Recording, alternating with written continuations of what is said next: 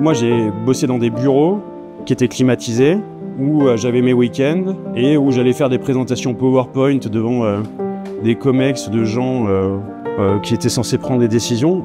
Et putain, mais je ressortais tous les jours frustré. Ici, tous les jours, ton travail, quand il a été de qualité, il est récompensé.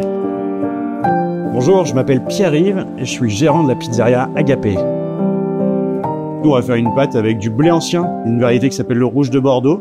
On fera une farine semi-complète et puis qu'on va faire pousser avec notre propre levain naturel. On a une pâte qui est beaucoup plus pauvre en gluten et donc plus accessible à tous ceux qui ont une sensibilité particulière au gluten.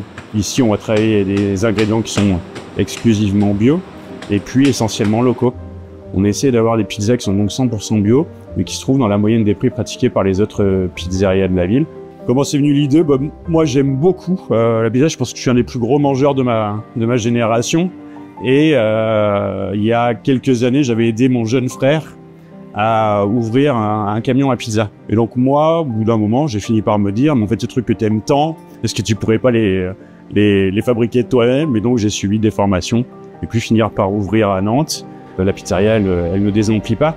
Et toute notre vision, c'est de se dire que peut-être dans 5 ans, dans 10 ans, ce plat, le plat préféré des gens, eh bien, peut-être que ça pourrait offrir demain des perspectives. C'est 1,5 milliard de pizzas qui sont mangées par an en France. Ça fait plus de 20 pizzas par mec en France.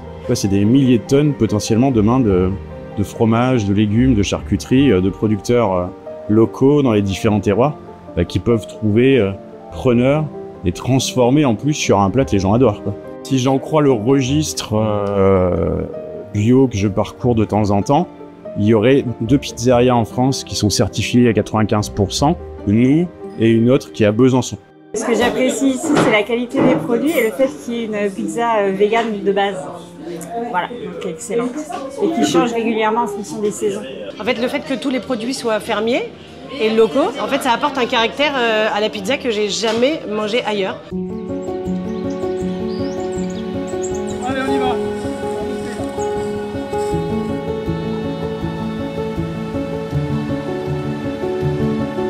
Ce qui nous a touché quelque part, c'est la motivation de Pierre-Yves sur son engagement et surtout autour des valeurs qu'il porte.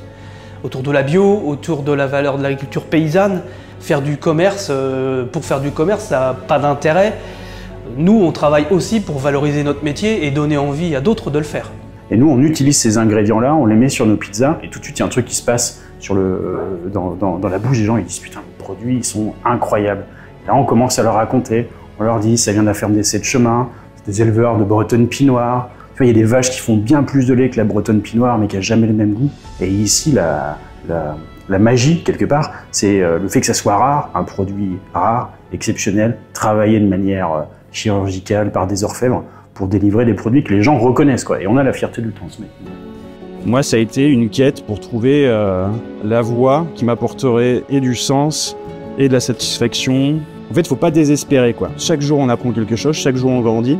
Et si tout n'est pas écrit au départ, le chemin qu'on suit, les efforts qu'on fournit, les idées qui viennent en avançant et puis en bougeant, elles finissent par vous créer une trajectoire, une aventure. Et donc, il faut s'accrocher, quoi.